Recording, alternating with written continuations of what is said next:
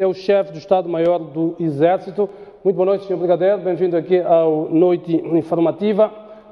Vou começar precisamente pela pergunta que eu fiz ao governador da província relativamente ao troço tanto da estrada Macomia ao Asse. Já está disponível esse troço ou não? Confirma essa informação ou não? Muito boa noite, Sr. Jeremias Langa, e boa noite aos estimados espectadores. Eu começaria por saudar ao povo moçambicano e, em particular, às forças de defesa e segurança pelo trabalho que têm vindo a realizar nos últimos tempos, em colaboração com os nossos parceiros. Mais concretamente, a pergunta que coloca, de facto, confirma-se. Hoje, pelas 12h30, estávamos a tomar a Asse, partindo das margens do rio Messalo, para sucessivamente capturarmos as zonas que se seguem ao longo da Estrada Nacional 380. Estamos a falar da zona de Mengalewa, a aldeia de Chitache, a Chitunda, Chinda, até a Asse. Portanto, confirma-se, tomamos clarificamos esta posição, este troço, hoje, esta manhã. Sim, é verdade. Muito bem. Quando é que a estrada estará disponível para circulação por parte já dos civis? Este é um trabalho que está a acontecer. Podemos não ter datas. Aliás, para nós o mais importante nesta fase é mesmo clarificar o troço. Era desejável que levasse menos tempo, mas naturalmente são troços que estão há mais de um ano sem ser transitados, tem muitos obstáculos pelo caminho. Então, este trabalho que está sendo feito, eu poderia comparar este trabalho como a fase do acabamento de uma casa. Portanto, é um pouco complicado, é complexo, mas precisamos ter toda a segurança para abrirmos este troço para o tráfego normal. Há de levar ainda um tempo, sim. Ainda não há uma previsão, portanto, em termos de tempo? Não estaremos em condição de dizer no dia X, mas o nosso esforço é para termos pouco tempo de clarificação para permitir que a estrada, o tráfego flua normalmente, sim. Sr. Brigadeiro, vamos... há uma pergunta que toda a gente faz. O que é, relativamente a Mocimboa da Praia, o que é que determinou que Mocimboa fosse tomada em praticamente 3, 4 semanas, agora que vieram tropas do Ruanda, que não aconteceu no ano todo anterior? O que é que mudou?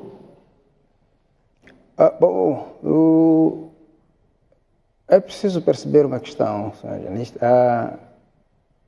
a guerra do terrorismo é complexa e ela é tão nova, e eu arriscaria-me a dizer que parece que não há nenhum país até agora que está em condições de dizer que domina perfeitamente o terrorismo. É por isso que os Estados normalmente se aliam, criam parcerias para debelar esta situação. Mocimboa da Praia, pelas características desde o início desta ação de terrorismo, mostrou-se como o ponto nevrálgico que os terroristas queriam montar a sua sede. E é por isso que todo o seu esforço ao longo deste tempo foi montar Mocimboa da Praia como o seu bastião. O que é que falhou? Naturalmente, nós tivemos de levar o tempo que era necessário para estudar o fenômeno, até que se chegou à conclusão que era preciso empreender algum esforço, e esse esforço que foi feito e culminou que no dia 8 de agosto a tomada de Mocimboa da Praia. Eu fazia essa pergunta porque um dos militares que é entrevistado pelo Francisco Mandilhar, ele dizia que ele esteve quando foi tomada, quando os terroristas entraram em Mocimboa da Praia, e que capacidade as forças de defesa e segurança de Moçambique tinham, desde essa altura, continuam a ter, tanto agora como se provou, para enfrentar os terroristas e impedi-los de tomarem Mocimboa da Praia. Mas tinha faltado logística. Daí que eu lhe fazia esta questão.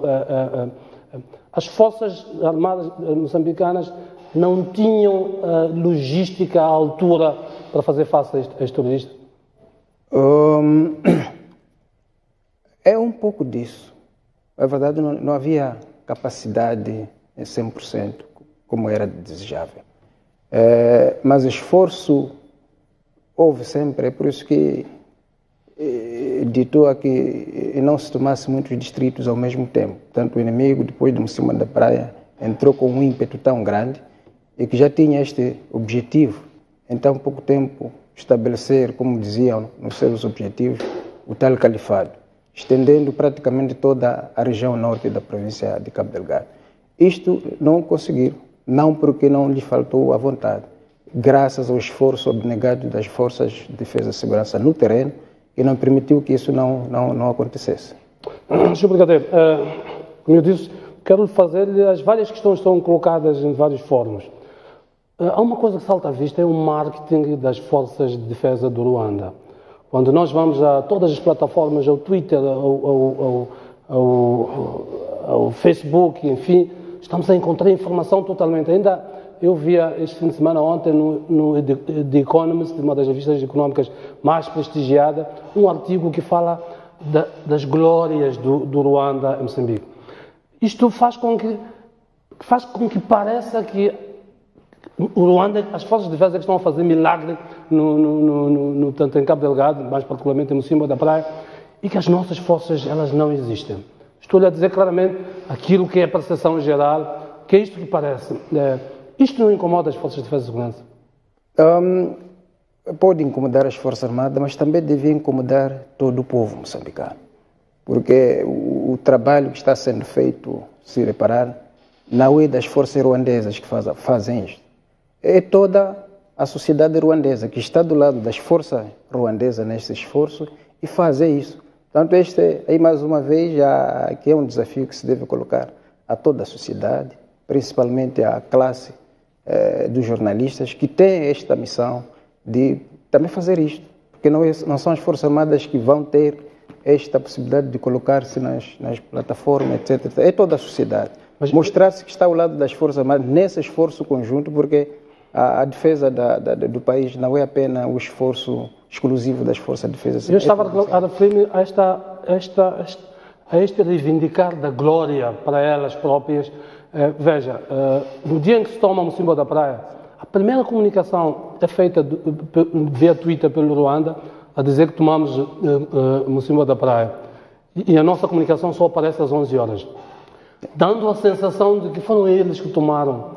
E mais tarde fomos percebendo que afinal houve duas brigadas navais, penso que é assim como se chama, moçambicanas, que foram as primeiras a entrar. Eu estava a colocar mais nesse sentido. Sim, de facto, o que está a acontecer no terreno? As forças ruandesas têm incorporado dentro de si os homens da imprensa, que estão permanentemente com eles lá, a receber a informação em primeira mão, na hora em que acontece. E por que as nossas forças armadas não fazem isso? Se nós estamos disponíveis. Nós também estamos disponíveis. Em nenhum momento impedimos o trabalho. Aliás, os jornalistas fazendo o seu trabalho também é uma das frentes que estão a criar. Portanto, o esforço de libertar o país dos terroristas não é exclusivo das Forças Armadas. É aí onde a imprensa, a sociedade civil é convidada a aparecer. Tem de estar do lado para reportar em primeira mão, como fazem os outros. Vamos avançar para outra questão. Depois da fuga de Mocimboa da Praia, da tomada de Mocimboa da Praia, houve alguns questionamentos. Houve confrontos para a tomada da vila em si, houve confrontos para a tomada das posições avançadas. Bom, todos nós já vamos nos tornando especialistas de assuntos militares, sem o sermos, das chamadas posições avançadas que protegiam a vila, e, portanto, os insurgentes bateram-se para retardar a chegada das nossas tropas à vila, de modo a retirarem com o máximo de coisas, pilharem com o máximo de coisas possível, e quando as nossas forças chegaram, já eles não estavam lá. Sim, de facto, a tomada da vila de Mocimboa da Praia foi apenas o culminar de uma etapa, da primeira etapa. E naturalmente, seguiram-se outras situações anteriores antes da própria tomada. Sucessivamente, a tomada dos vários postos de comando avançados que o inimigo havia colocado ao longo dos 3 eixos que nós definimos para a entrada, que era o eixo Palma, Mocimboa da Praia, o eixo Moeda, Mocimboa da Praia, mas também esse eixo Sul, que culminou hoje com a tomada de a entrada de Awassa a partir de Macomia. Então foi exatamente naquele processo que culminaria com a entrada de Mocimboa da Praia, que ditou praticamente todo o projeto final. É por isso que Portanto, quando as nossas forças chegaram, eles já tinham fugido? Praticamente uma boa parte dos insurgentes já tinha se retirado, sim. É por isso que não houve muita resistência. A questão que se coloca é, para onde é que eles fugiram? As Forças Armadas sabem para onde eles fugiram? Para onde eles fugiram? Houve perseguições? Fala-se de duas ou três bases, na verdade. Mbau, Síria 1, Síria 2, estarão ao longo do rio Messalo, numa floresta densa, de difícil acesso. Qual é a situação concreta? Voltamos a dizer aquilo que sempre tem sido dito, mesmo o chefe de Estado reiteradas vezes já falou disso, de que este inimigo que estávamos a combater aqui, mais de 95% é constituído por moçambicanos. Portanto, para onde for? Esta é a pergunta que todos nós devemos nos colocar e estarmos apreensivos. Por isso, longe de estarmos a comemorar a tomada de Mocimboa da Praia, nós fazemos esse questionamento, para onde for. Das duas, umas. Alguns, naturalmente, podem ter conseguido se retirar para zonas mais seguras, é por isso que as ações de perseguição ainda continuam no terreno, mas há outros que, pura e simplesmente, deixaram suas armas e infiltraram-se no seio do povo. É aí onde vem já este clamor, esta advertência quase que continuada, para que a população esteja vigilante onde está. Porque há esta infiltração, há um movimento desusado que nós estamos a verificar nos últimos tempos, pessoas que saem, que dizem aparentemente estarem a sair de Palma, de Mocimboa, quando essas zonas naturais estavam há mais de algum tempo sem ninguém. E como é que de repente essas pessoas começam a aparecer? Por isso temos estado sempre a... O que é que está a ser feito com essas pessoas? Há um trabalho de triagem que é feito pelas estruturas competentes, das forças de defesa e segurança, naturalmente, para aferir a proveniência e a natureza de cada indivíduo que se apresenta. Há aqueles que são suspeitos, são levados para trabalhos mais aturados, e há aqueles que naturalmente são mesmo elementos inocentes, populares, e esses pronto estão dado outro tratamento. Essas bases, Mbau, Síria 1, Síria 2, elas existem, estão devidamente identificadas para as Forças Armadas ou não? Sim, existem. Mbau, Síria 1, Síria 2, são bases que existem, sim. E no passado foram os bastiões dos terroristas. Elas mantêm-se até agora? Mantêm-se os locais, mas pelos dados que nós temos do reconhecimento, uma boa parte dos efetivos já se retirou nessas bases, sim. Os terroristas estarão do lado do território moçambicano ou terão atravessado para a Tanzânia? Uma boa parte ainda continua dentro do território moçambicano. Aventa-se ainda a possibilidade de alguns terem conseguido se retirar para sítios mais seguros, nomeadamente outras províncias, porque o movimento na presença, a notícia da presença das forças terrestres, o início das operações foi largamente divulgado e isto deu aso a que eles tivessem a possibilidade de se retirarem para sítios seguros. Mas o trabalho do reconhecimento, de profilexia em todo esse nosso eixo continua. Tirando esse trabalho de reconhecimento, há registro de combates nesta altura? Sim, há registro de combate, mas de poucas intensidades. O inimigo já não tem muita capacidade neste momento. Outra componente são os cabecilhas. Nas últimas semanas foram sendo divulgados mais nomes. O Departamento de Estado, inclusivamente, também divulgou mais nomes. As nossas forças de defesa e segurança, a nossa inteligência militar, tem estes nomes todos devidamente sinalizados? Alguns sim. O tal cabecilha, aliás, já se falava dele desde o ano passado. Sim. Sabemos que, por exemplo, na ação, a segunda, de 23 de março do ano passado, quem estava a liderar a operação foi exatamente o Binomar. Sim. Já estávamos na posse desses nomes, sim, é verdade. Olhamos para a fronteira com a Tanzânia. O comandante Chumi, ele apontava a porosidade da fronteira com a Tanzânia como um problema. Nesta altura, qual tem sido a situação em termos de gestão da fronteira? Ainda é um desafio, principalmente do nosso lado, porque ela é muito extensa, principalmente a fronteira terrestre, é muito extensa. E colocar efetivos na sua extensão é um desafio e não temos estado a conseguir isto. E é por isso que, muitas das vezes, o inimigo sempre usou esta fronteira terrestre com a Tanzânia para as suas manobras de filtração ou retirada quando fosse necessário. Com ainda a vantagem de oferecer a vantagem ao inimigo pelo fato de, ao longo desta fronteira, residirem pessoas que falam a língua que se fala do lado tanzaniano, Swahili, também que é uma língua largamente falada ao longo da África Oriental, onde a maior parte dos seus cabecilhas são provenientes. Qual tem sido o papel das forças tanzanianas no contexto das forças da SADC? Algum papel específico? Sim, existe, fora daquilo que é o papel do teto que foi criado de proteção ou de defesa ao longo da SADC, existe também mecanismos bilaterais que nós temos com os tanzanianos relativamente a esta questão. Então, temos dado, e por isso mesmo que ao lado tanzaniano, por exemplo, eles criaram desde o ano antepassado uma força-tarefa conjunta da dimensão de uma brigada que se ocupa exclusivamente na proteção da linha fronteiriça para debelar essas situações. Portanto, há uma cooperação plena por parte da Tanzânia? Sim, há uma cooperação, nós partilhamos regularmente as informações de inteligência. Sim. Sr. Brigadeiro, eu sei que hoje chegaram tropas do Lesoto para integrarem a força de alerta da SADC, não sei se confirma esta informação.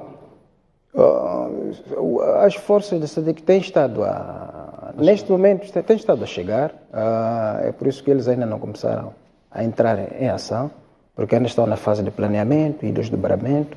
Portanto, de acordo com os eixos que já foram indicados, planificados, estão-se a desdobrar para esses sítios. Penso que brevemente também vão entrar em ação. É esta questão que eu ia fazer a seguir. Portanto, nesta altura, ainda é apenas a força do Ruanda e as nossas forças que estão no combate? Sim, afirmativo, sim. É isso mesmo. E qual é o plano do ponto de vista de intervenção das forças da SADC? Que papel caberá a estas forças? O mesmo papel que as outras forças estão a realizar. Eles vão ser integrados no mesmo teatro, vão ter eixos específicos e em outros momentos também vão atuar conjuntamente, tal como temos estado a fazer com os parceiros ruandeses. Por exemplo, o eixo Palma, o eixo Moeda, que era inicialmente exclusivo dos ruandeses, quando as ações iniciaram, então acabamos também nos agregando a eles nesse esforço. E nós ficamos exclusivamente a responder pelo eixo sul-norte, este de Macomia a Awassi, que esteve acometido a nós de forma exclusiva. Como é que está a relação entre as forças de defesa de Moçambique e as do Ruanda neste momento? A relação é cordial, trabalhamos afincadamente, aliás, importa aqui referir que desde que começamos a trabalhar com os ruandeses, já tivemos de redimensionar o Teatro Operacional Norte. Neste momento já foram criados postos de comando conjunto combinado, em Moeda e Macomia, e nesses postos de comando conjunto combinados estamos juntos com eles. Participamos juntos nas nossas planificações em quase todos os aspectos. Portanto, é uma relação de cordialidade, de parceria mesmo, a bom termo. Portanto, não há razões de queixa. Uma outra questão é como é que está a preparação, o equipamento logístico, todo ele das nossas forças atualmente? Quando nós começamos, há 4 anos, quando começou esta guerra, penso que já se falou muito disto, do nível de impreparação das nossas próprias forças. O Presidente da República e o Comandante em Chefe, ele próprio já afirmou várias vezes. Nesta altura, como é que estão as nossas forças? Quando elas vão ao terreno, olham, vêm ao seu lado tropas como do Ruanda, da SADC, muito bem equipadas. Somos capazes de pedir messas, como só dizer a estas forças, pela forma como nós estamos a equipar as nossas forças também, para que sintam o orgulho de estarem na frente do combate, sem nenhum complexo? Eu penso que neste momento, longe de olhar por esses aspectos, o que está a imperar mais é o patriotismo, o sentimento de pertença, porque a responsabilidade de defender este país é mesmo nossa, e independentemente de como estivermos, o que estivermos, temos essa responsabilidade. E temos estado a ombrear lado a lado com esse, sem nenhum complexo, seja de inferioridade ou de superioridade. E nos damos bem. É verdade que há aspectos que precisamos ser melhorados e com a presença dessa força... Do ponto de vista logístico, há diferenças evidentes que vocês, como especialistas, notam entre as forças ou não nessa matéria? Há diferença, sim, do ponto de vista de meios, sim. Há diferença. Por exemplo, o Ruanda tem muito melhores meios que nós. Sim, isso sim, é verdade. Eles têm mais meios. Bom, pelo menos para esta operação. Por serem meios capazes, de facto. Mas, como eu dizia, eles também respeitam a capacidade nossa. Por exemplo, a parte da aviação é exclusivamente nossa. E nós temos estado à altura dos desafios, tendo, tanto seja no ponto de vista de transporte do pessoal, do equipamento, apoio aéreo, ações de reconhecimento aéreo. Portanto, é mesmo a valência da nossa Força Aérea que tem estado aí a mostrar a sua classe. Sr. Brigadeiro, no início desta guerra, o nosso governo recorreu a forças privadas neste conflito. Qual foi a experiência disso?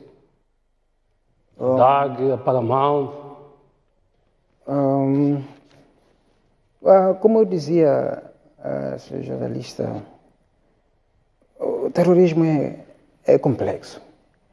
Então, no início, tudo que estava ao alcance podia-se colocar a mão para debelar o fogo que estava no nosso Como é que foi a experiência de trabalhar com essas forças? Foi uma experiência, penso que ficou para a história e é por isso que rapidamente decidimos que não devíamos avançar por esta via. Não significa que não foi uma boa experiência, é isso? As Forças Armadas não trabalharam diretamente com a DAG. Com quem trabalhava então? Com o Ministério do Interior, é isso? Sim. Então, penso que posso... Na vossa experiência como Forças Armadas, como é que viram a utilização destas forças privadas numa frente de combate?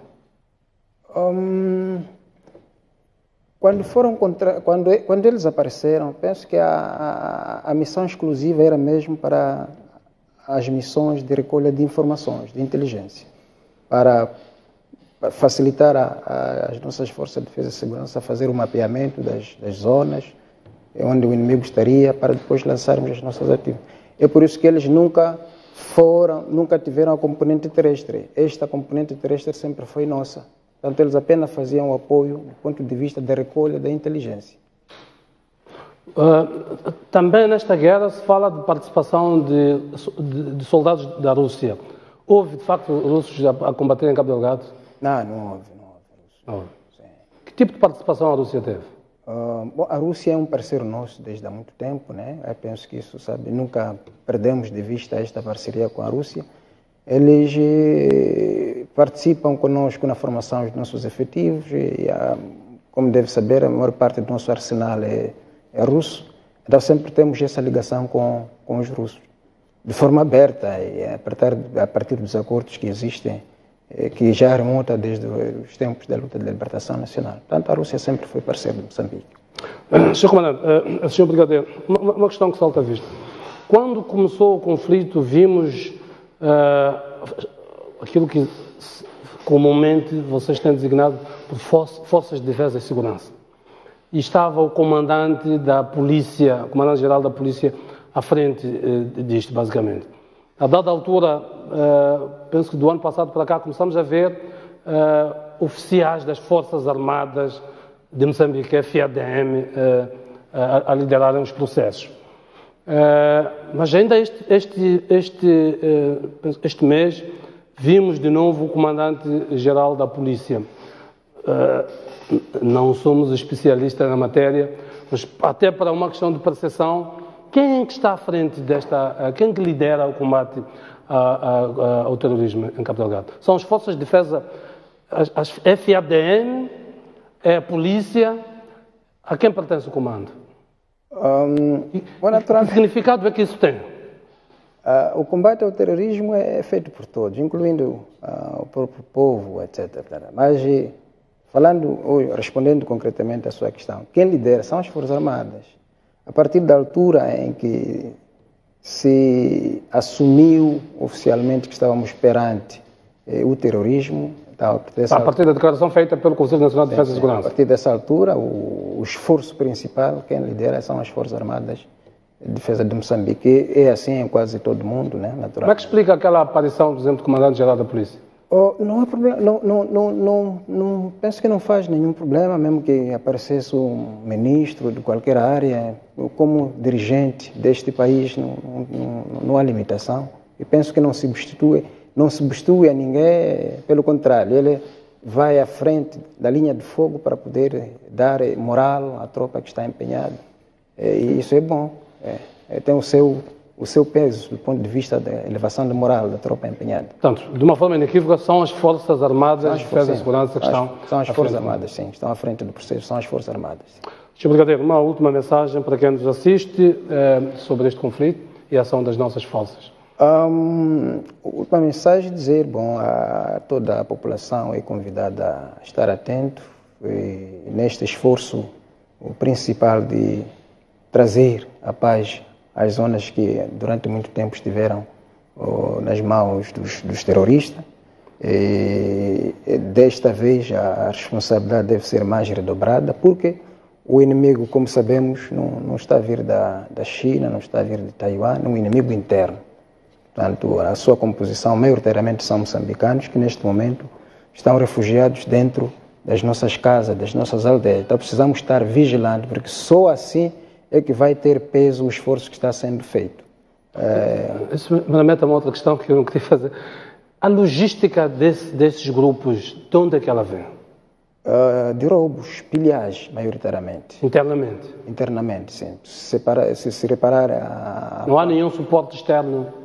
Se existir, é diminuto, mas a maior parte da sua logística é internamente. É possível sustentar uma guerra a partir de roubos internos? Se são roubos internos, é roubo às Forças Armadas, é isso? É possível, porque o tal roubo não se cinge apenas a roubo de comida, etc, etc. Mas é preciso ver que são grupos ligados a esquemas muito conexos, tráfico de drogas, etc, etc, mineração ilegal, etc. Então, a partir disso é possível, sim, é possível. Então, roubam recursos, vendem e depois compram armas. Depois compram armas, sim. Uma última questão mesmo. Por que é que nunca se assumiu que Mocímboa da Praia tinha sido tomada pelos terroristas? E anuncia-se agora uma reconquista de algo que nunca se disse que tinha sido tomado. A missão das Forças Armadas é clara, é procurar o inimigo, combater. Agora, se não se anunciou a tomada, mas é uma pergunta que provavelmente não cabe às Forças Armadas. Não cabe às Forças Armadas, sim. Anunciar quem toma, quem não toma. Muito obrigado, Brigadeiro Chongo Vidigal, por esta oportunidade de vir por aqui e falar-nos de vários temas ligados ao conflito em Cabo Delgado. Obrigado. Boa noite. Muito bem, foi esta a conversa com o Brigadeiro Chongo Vidigal.